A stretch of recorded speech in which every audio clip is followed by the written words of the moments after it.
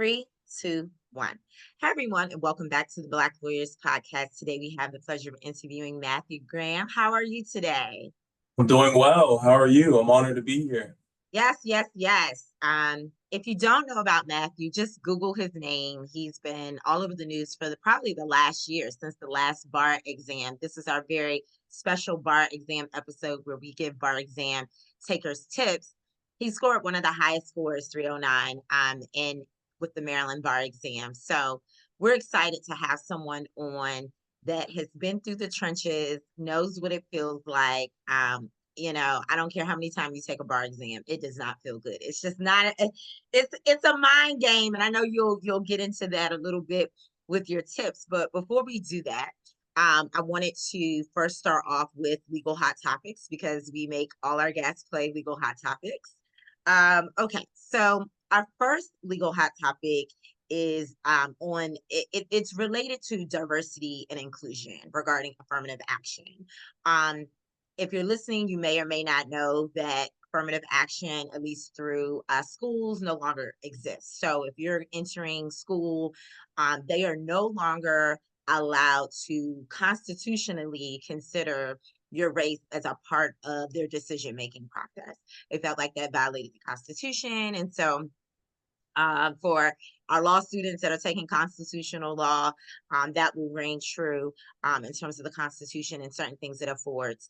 Um, and so, um, so they first started on the education, right? So they took it away on the education level, and then recently they took it away on the private level. So we've seen it for the first time on the private level with a company called Fearless Fund, which grants specifically women of color, not just Black women. I just want to make that clear because it seems like the press only wants to like, oh, they can't give grants to Black women. They can't give grants to any woman. They can't Asian women, Spanish women. It's I think they lead with the headline Black women because it's owned by two Black owners. But the same group that went after affirmative action on the collegiate level went after them as kind of the guinea pig of a case to see if they could remove, again, a program that's very much like affirmative action that gives grants away to women of color. Would that be, or business of color, like, would that be something that violates the Constitution? They were looking at it on the contract level, free speech level, and they came to find that yes, it most likely would violate those things. And so, why it's still being litigated, they actually have a preliminary injunction that they cannot give out any other grants. So it's pretty scary. I know we have an election coming up.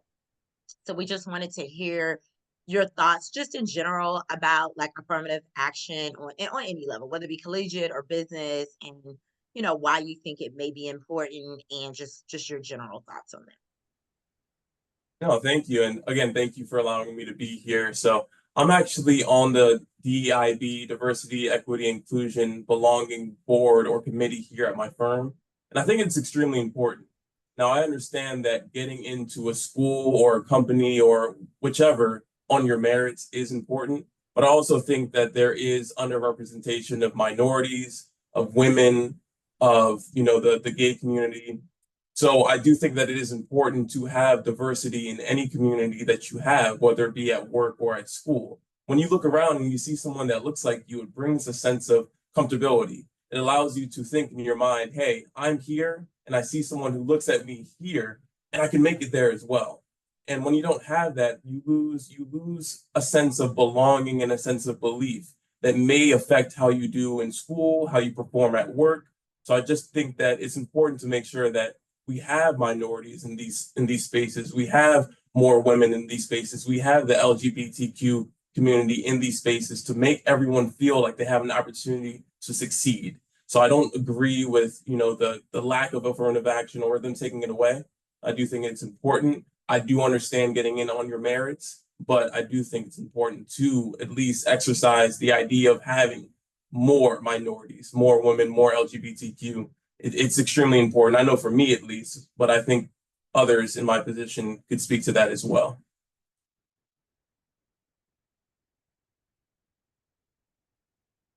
Sound. That sound, yeah. Okay. That's interesting that you are on the board for the DEI at your firm. No, that's excellent. Yeah, the people they said the pivotal legal question was, and what other organizations that give out grants is can you give out a grant and it be constantly constitutionally protected from form of free speech? Like, is this if you just want to give out money to someone, can you freely give that away without the government basically interfering?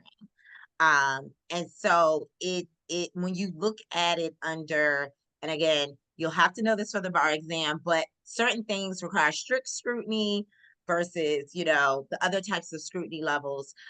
This is the question that they're still trying to figure out, like which scrutiny test should maybe be used for this particular thing, because it's not the typical form of free speech, right? It's expression through business and grants and things like that. So it should be interesting. They're literally going to continue to litigate this, but right now there is a preliminary injunction. I appreciate your thoughts on and your input regarding why it is important to see more people that don't look like you around. How that is important in the collegiate space. It's important in the business space, and in the workplace. But you have to have different perspectives and things like that. And yes, we will continue to monitor that case. I know Ben Crump, who is our season podcast guest this season. I think he's episode 3. He talked about a little bit about the Fearless Fund because he's one of the attorneys working with Ariana from the Fearless Fund. So anyway, we will continue to follow that case. Um, Next up, we have uh, we have something that's going very viral on social media, which are celebs getting honorary degrees. So I don't know how new our listeners are to seeing when a celebrity gets an honorary degree. It is honorary because you do not have to go to class for it. You don't have to study for any exams for it. Usually, an institution um, will just decide based on maybe what you've been doing in society and things like that, your contribution, whatever that may be, that's enough for them to award you an honorary degree, depending on what you're doing in society. And so it is not a new concept, but lately you see social media stars, reality TV stars, they're just getting these honorary degrees left and right, which again, I think is fine. But I think the issue comes in where they're calling themselves like doctors and things like that. And I know people go to med school and get PhDs. They have to do so much for those credentials. Even lawyers, we're legal doctors. So we're juris doctors. We have to do so much to get those initials behind our name. What are your just general thoughts about that? I'm kind of in the middle. So I know how hard I worked for my Juris Doctorate. I know how hard I worked to be able to call myself Esquire. So at one point, it's like, when you see someone just get it just because of who they are, it's like, eh. But at the same time, it doesn't devalue what I've been through. It doesn't devalue my experience. It doesn't minimize anything that I've been able to accomplish or what I hope to accomplish. So it's something that, it's out of sight, out of mind. Like I'll see it and I'll say, that's, I don't love it, but I'll just keep scrolling. So, it's one of those things where, you don't love it, but it's not something that's gonna, really minimize what I've been through or affect me on a personal level. Mhm. Well, I think that's a great transition to your questions because we're here to interview to learn a little bit more about you today and obviously get some bar exam tips. Thank you for playing that round of hot topics.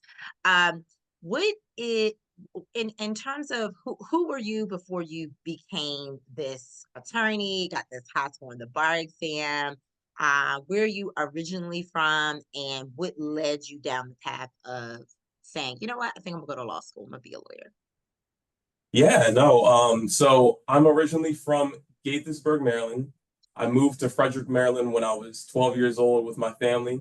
My parents are two immigrants from Ghana. Mm, So they moved from Ghana back in the 70s and 80s. They met each other, they fell in love, they grinded, they had some kids, and eventually I was one of those kids.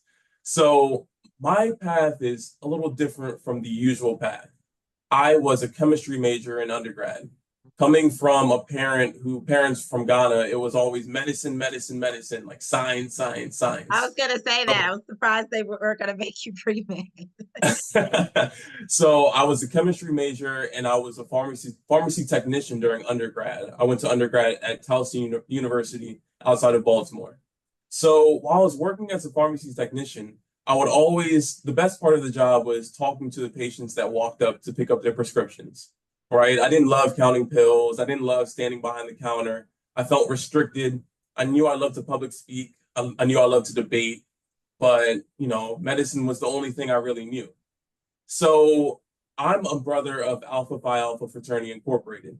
Okay. And after I became a brother, fall 2014, shout out to the Miro chapter, I competed in what's called an oratorical competition in spring 2015, where I gave a speech on a topic. And after the speech, I won the competition. And a lot of the brothers were like, "What are you doing in school? Like, what are you up to, like, in your personal life?" And I told them, "I'm studying chemistry and I work as a pharmacy tech. I don't love it, but this is all I know." And they're like, "Think about law, get into law, like see if like law is something that you might be interested in." Mhm. And I was like, okay, let me think about it. So what I like to do is I like to work as an assistant in a job before I really go for it. So a pharmacy technician is an assistant to a pharmacist. A legal assistant or a paralegal is an assistant to a lawyer. So while I was still in undergrad, I worked as a paralegal at a law firm to get like a sense of how is like this law stuff really? Do I really like it? Is it something I can see myself doing for the rest of my life? Mhm. And it was. So I made the switch in undergrad, but I was so close to finishing my bachelor's degree in chemistry that I said, okay, for law school, I need a bachelor's in anything. It doesn't have to be pre-law, it doesn't have to be something specific. So my bachelor's in chemistry plus the LSAT will be enough if I do well enough to get into law school. Mhm. So I made the switch. It was not easy. I remember in my head right now, like just talking to my mom saying, "Mom, I'm not going to be a pharmacist. Like I'm doing law." She's like, "Wait, no, medicine, like ah." And I'm like, "Mom, trust me. I will get this I'll make this work." But at the time before law school, I didn't start law school until I was 25. Okay. And at the time, I just proposed to my now wife. Mhm. And life, it wasn't like I was 22 straight out of undergrad. And, I've had some work experience at the time. And I'm like, man, I'm about to have a family. I have a wife. Let Mhm. me go to law school at night. So I worked during the day as a paralegal. I went to law school at night. And I said in my head, what is the fastest way I can get this over with as Okay. far as law school? Okay. So I took summer classes. I finished in 3.5 years. I remember in my head doing first week assignments, first class assignments on my honeymoon. Okay. I remember just anxiously waiting for grades after my wedding. I just put in the sacrifice. I mean, there's so much more, which I'm sure we'll get into, but No, just the no, that's journey, great. it feels surreal, honestly, to even be at this point. Going to law school at night with the family. My wife and I had our daughter during my third year.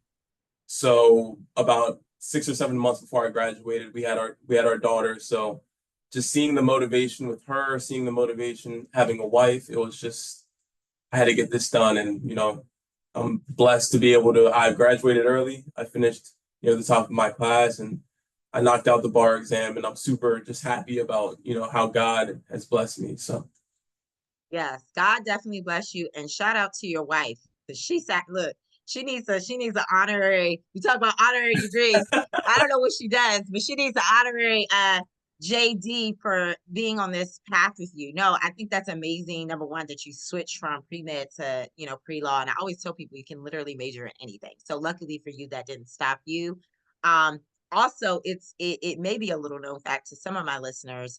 People that are really good at math and science, do really good on the LSAT, and they're actually really good law students because of how the logic and how we put things and take things apart. So, math, people that are good at math and science actually, and again, I don't know if they make the best lawyers, right? But they can pass the LSAT very easily. They can pass the exams. They typically do better than like the political science majors and things like that. So, Yeah, definitely. I actually think you having that very logical math science kind of background actually gave you an edge with the LSAT and obviously law school. I mean, you graduated at the top of your class. 3.5 years, like I could barely do the 3 years without a family. So I can only imagine you pretty much did it in the same time period, working, family, going to school at night.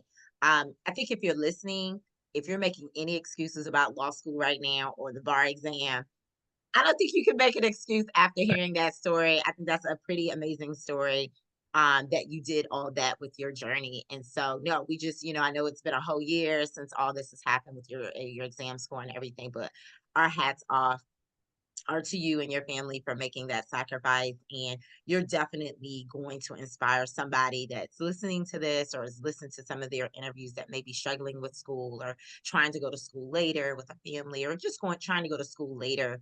Period. I always would look at the part-time students and like my heart would be heavy. So I'm like, Dad, I don't even have to work. I can just focus on this 24/7. They always seemed like they were kind of all over the place because they were like, okay, I have to do this and this because I have to get back to that. There was a woman in my class, I think she had like 8 kids or something crazy, and she went back to school in her 40s. And she said, yeah, I just ignored my kids for, about 4 years. Uh, my husband took the lead essentially. Um, so yes, I hear stories about evening students and people working. And so yeah, our hats off are to you for getting through that. So speaking of which, we are going to now jump into so these are the math exam, bar exam tips. You're going to play do or don't bar exam, just to give people an idea. And again, we're not telling you to cut and paste what he did, but these are his tips. So feel free. I always give disclaimers. Feel free to take them or leave them. So our first do or don't: study with a course or study with a course, do or don't, or study with a coach, do or don't. I would say definitely a course, do a course, but supplement it with a coach as well if you think you need it. Okay. So for me, I used Themis and I stuck with the course for the most. I will say if you're watching this and you're taking the bar exam soon, check out Bar MD MPT on YouTube. So for example, I used the course Themis for the multi-state performance test, which is part of the bar exam, the MPT. I used Themis for everything other than that. I really relied heavily on a coach, which is Bar MD MPT on YouTube, which is a coach. You watch a video and they give you tips on how to tackle the MPT. So that's just an example of, you might find that the course doesn't give you everything that you need. Everybody's different. Something that may work for me may be different for somebody else. So if you don't think that the course is just enough for you, find a coach, whether that be a tutor or videos where it's someone explaining to you certain tips or certain ways to figure out something that the course maybe didn't do a great job on for you. So finding that out early in your process is important because you don't want to wait until you're a week away and then you're scrambling trying to find a tutor or videos and your mind is just everywhere at that point. Absolutely. So the bar exam for non-lawyers, we have multiple choice, which is the MBE. We usually have essays, and then we have obviously the MPT, which is the practicing part of the exam where you get like a case file and you have to like it's almost like a simulated case. So those are typically most people have those three parts for the bar exam. The MBE are the same questions across the board. We all get the same multiple choice no matter what state you live in. So yes, I definitely agree that coach maybe sometimes is great for a supplement. Do or don't create a study group. Ooh, I would say I would say don't. Okay. Now, it might work for you, but that wouldn't work for me. One, because I am very much in my head when I feel like I have to pivot and switch my strategy on the spot.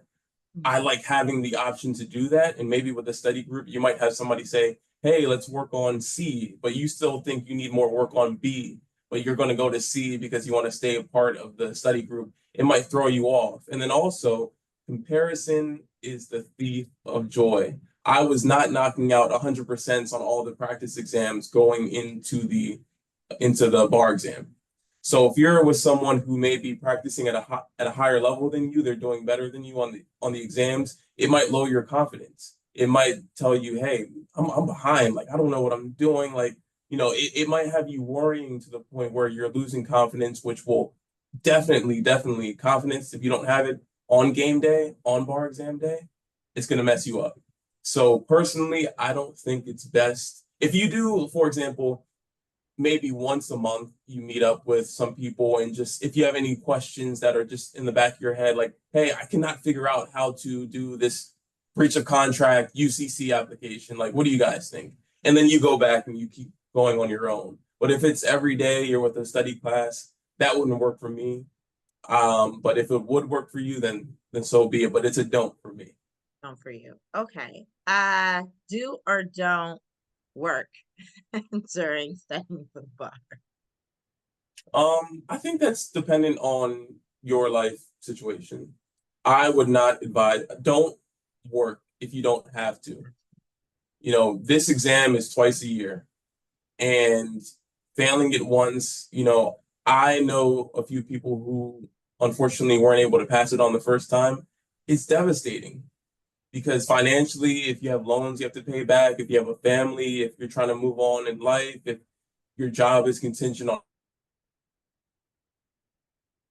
passing, you don't want to of working or not working to affect what could be 6 months, which could turn into a year, which can turn into multiple years of you just mentally not being in a good position. So I would say if you're able to, don't work.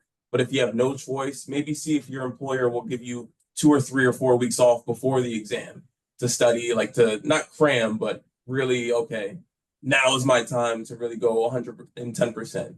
So see if you can flex your schedule, see if you can do things like that, but don't work if you don't have to. I agree.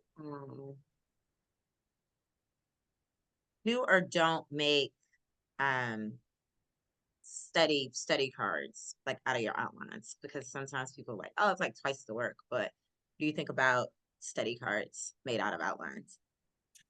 Do.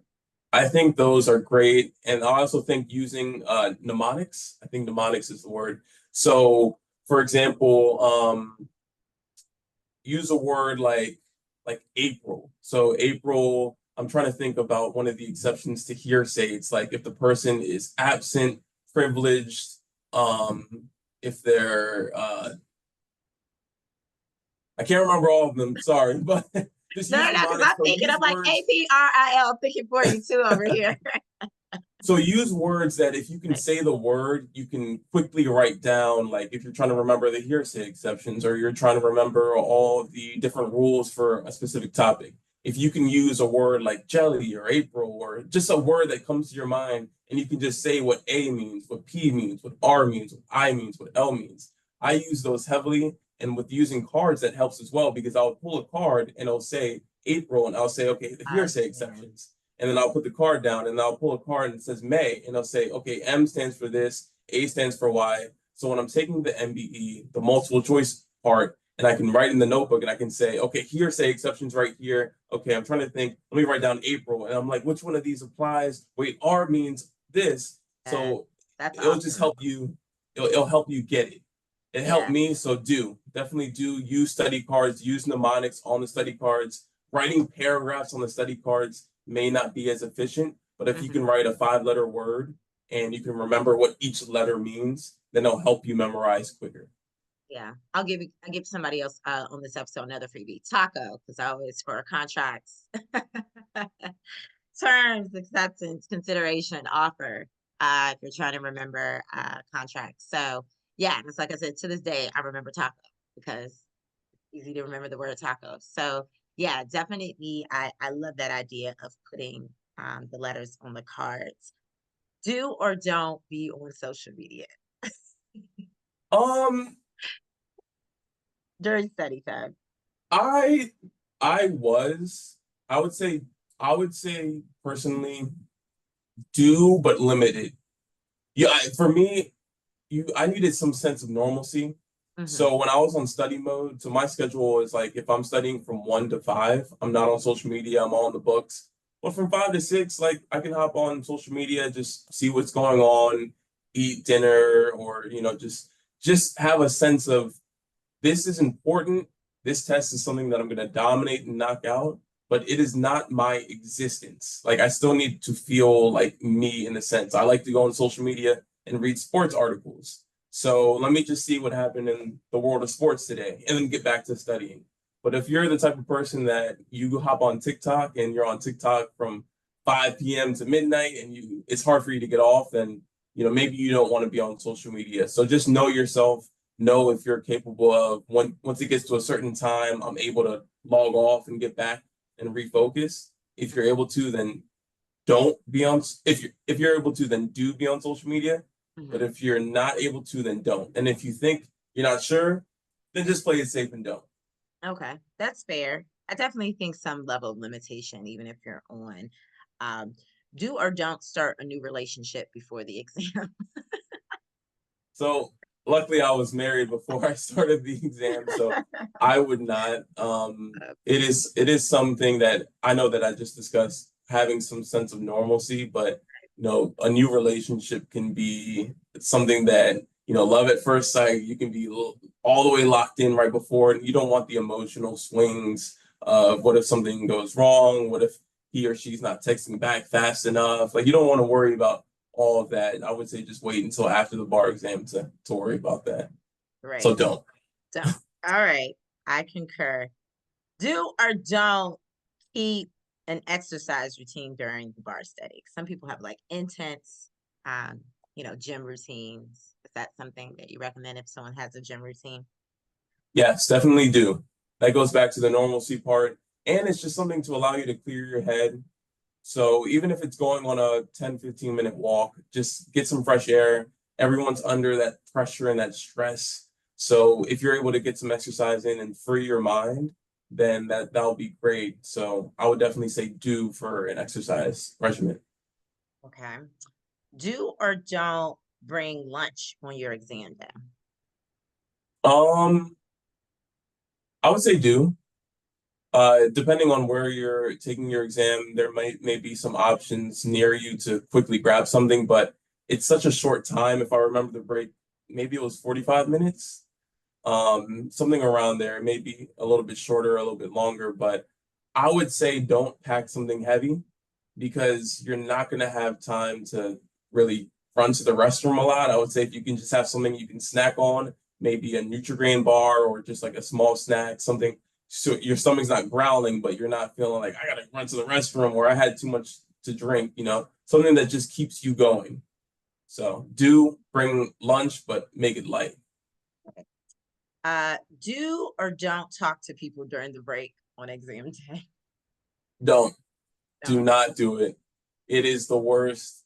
I think that's the worst idea because if you talk to someone during, well, I don't even know if you're allowed to, first off, or at least you can't talk about the exam, but you can see people's facial expressions and kind of see what they're kind of going through.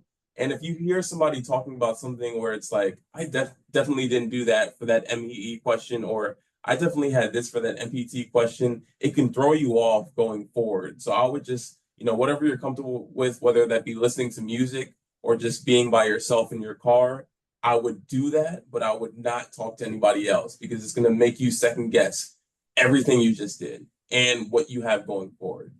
Yeah, I agree. I agree on do not. I didn't talk to anyone. I because what they'll do is they're like, "Oh, did you put that for that question?" Or they're like, "Dad, I didn't put that." And then so you're carrying that into the second half because they give you a midway break. To be honest with you, once you do your first half, you can't take it back, whether it's right or wrong. You have to just go in it with new energy to like just try to improve your score on the back end and just even do better. It's like you can't go back. I mean, they collect that part of the exam. So it's like you can go back. So yeah, do not talk to anybody during exam. And that's another reason why I say bring your lunch, because you have your lunch, you can kind of sit by yourself and eat and things like that. Do or don't study in between exam days, because typically bar exams are 2 to 3 days long. So what is your Don't, don't? don't. So I'll be honest. So after my first exam day, the MPT and the MEEs, the written portion, I went back to my hotel and I was just watching movies, I was just relaxed because I felt like I did well on the first day. And I said, All right, I have multiple choices tomorrow. Let me see if I can do 10 multiple choice questions and see how I'm feeling. Just 10 random ones. And I think I got maybe three or four of them correct. And I said, okay, let me stop right here because I know this stuff. And I think this three or four might make me feel like I don't know it as well as I should and make me panic.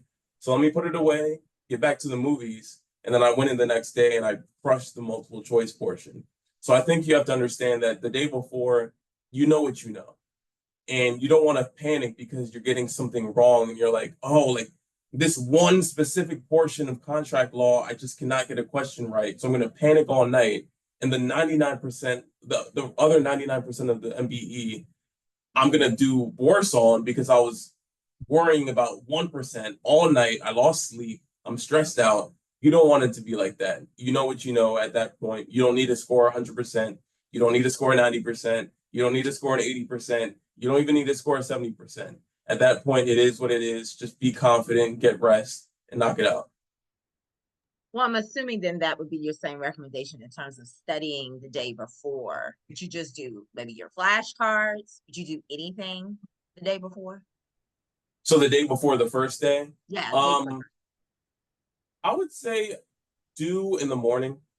So if the exam is at 9 o'clock on Tuesday, I would say maybe from 9 to noon, just look at some flashcards, make sure you remember like your mnemonics, like I was saying, and make sure you remember some like your strategy. Like, okay, for the MPT, I'm going to go in, I'm going to do X, Y, and Z. I'm going to set it up like X, Y, and Z. For the MEEs, I'm going to either start from the beginning or I'm going to flip until I find something that I know I'm going to knock out, like secure transactions, and start there. And I know where I'm parking for the exam. I have my lunch and all my pencils and my ID and everything set up. So I would say the day before, make sure that any last minute things are settled. Make sure you have everything you need to go, just so you're not panicking the night before, so you can get a good night's sleep. Um, so thank you for playing do's and don'ts. Hopefully, if you're listening, those were helpful. I did want to ask, in terms of a few last questions for you regarding the bar exam, in terms of tips. How many how many MBE, so multiple choice questions, do you think you should do in total?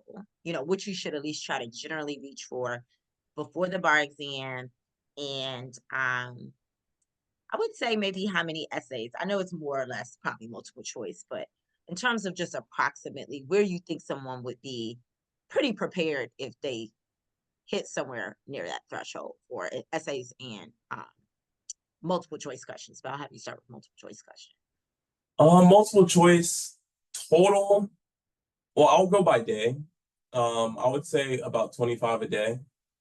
And the reason why I say 25 is because I don't, maybe that's up to maybe 1,500 or 2,000 throughout. I can't do the exact math. So 25 times 10 weeks. Oh, no, no, not 25 times 10 weeks. 25 a day. So the reason why I say 25 a day is because with that amount, you can go through them and see how confident you are on the actual topic. A lot of people will do 200 in a day. Like they'll take 5 40 question exams, and you're like, well, I got these 10 right. I got these seven wrong. I got these four right, but I guessed on them. But you really want to go into the questions and realize, okay, did I get this right? And did I know I got this right for the correct reason? Or was it simply a guess? Because you want to make sure that you're learning along the way. So I feel like with 25, you can go through and you can rate the answers and the questions. And this is what I mean by rate them. You can rate it by, I got this correct, and I was 100% sure I got this correct. Like I went through it, it took me a second, I didn't have to think about it. I am good on that. Or I got this correct, but I guessed. Okay. So now you want to go back to that question and understand, okay, why did I guess on this? Was I going between B and D and I was having trouble understanding why I picked B and I thought it was D, but D was the correct answer? You really want to understand why you're getting things right and wrong because on game day, you want to make sure that, okay, if I'm going to guess, at least throughout the whole process, when I did guess, I was getting maybe 90% of them and I was learning from what I was doing to figure out why it was always B or D, but I kept picking B correctly because no matter what, I don't care who you are, maybe a few people won't feel like this, but after the exam, you won't feel 100% confident about multiple choice. So those habits that you learn throughout prep, 25 a day, understanding why you're always picking certain answers will help you feel more comfortable after the exam in that daunting waiting period. So that's why I say 20. 25 a day. And then in terms of essays, I know not so much the amount of essays, but what is your general tip on like or best tip on how to get through an essay? And not just an essay, I'll make it more clear. Not an essay where you know what you're talking about. You know what you're doing, so you can kind of quickly write it. What is your tip on writing an essay that okay, you're like, Dad, I don't really remember this, like what can because you get something for putting something on the paper, so, what do you think someone should do in that case? So I would say more so than even the number. When I was doing bar prep, I did a lot of essays where I would just put them in IRAC form, issue, rule, analysis, conclusion. So I would look at the question, I would figure out what the issue was, I would write the issue, I would write the rule, I would write part of the analysis, and then I would write my conclusion. And even if it wasn't always exactly correct, I would make sure that I understood how to make put it in its proper format. So it's not really about the number of essays that you do because if you see an essay on the bar exam that you're not extremely comfortable with, you want to make sure that it's at least formatted correctly so you can get the points, like you said.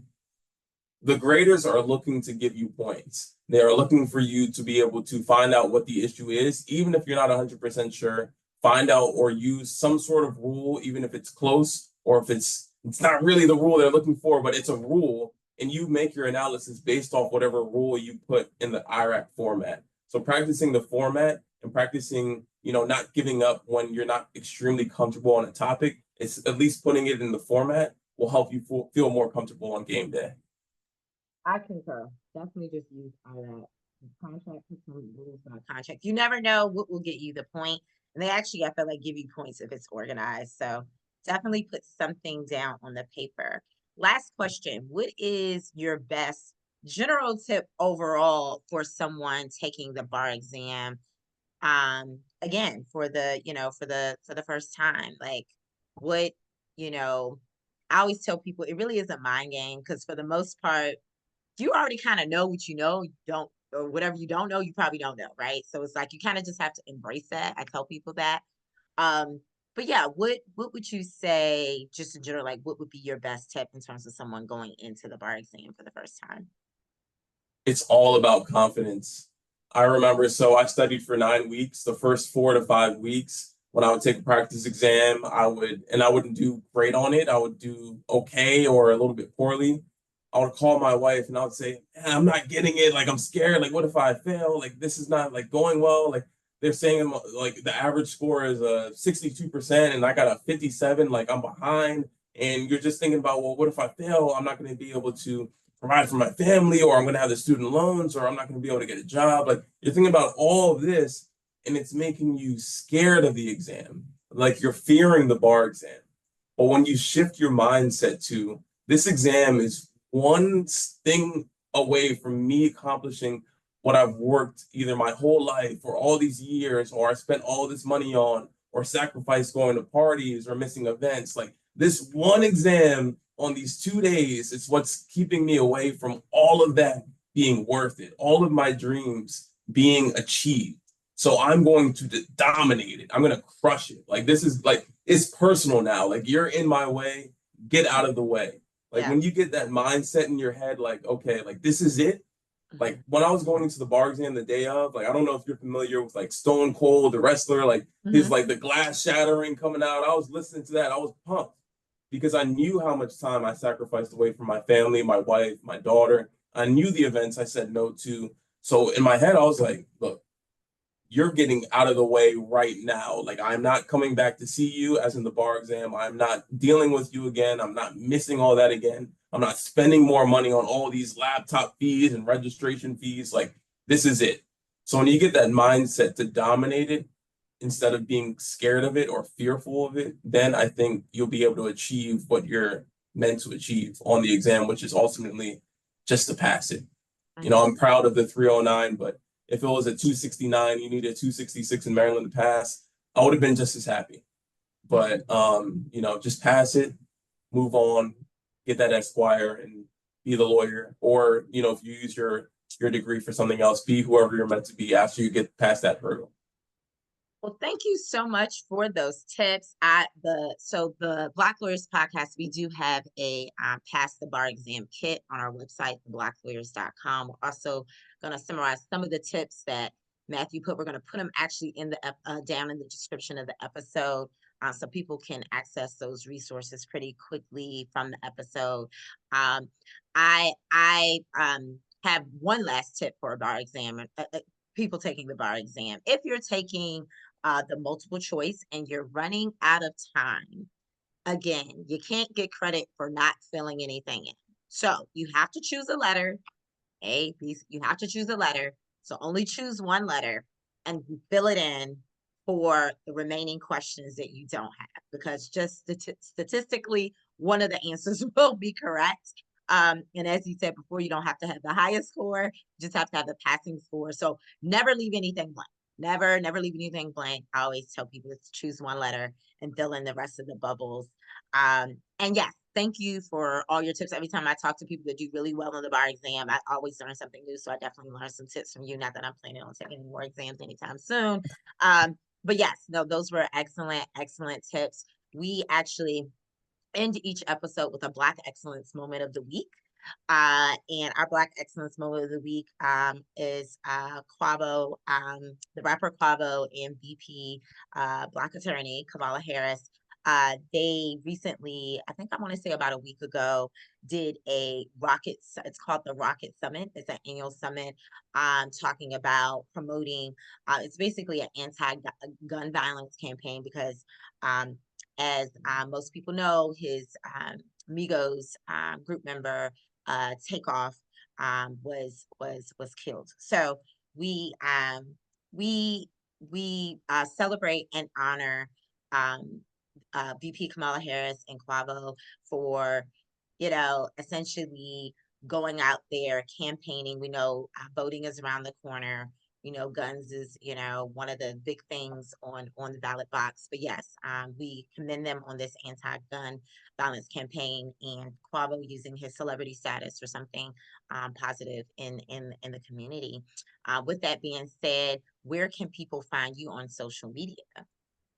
So I love LinkedIn, Matthew K. Graham on LinkedIn. My Instagram is MK_Graham4, and that's my Twitter or X as well. And then Facebook, Matthew K. Graham. So please reach out if you have any questions. I love answering questions about the bar exam, about the practice of law, all of that, about getting into law school. So please, Matthew K. Graham on LinkedIn, MK_Graham4 on Instagram and X, and then Matthew K. Graham on Facebook.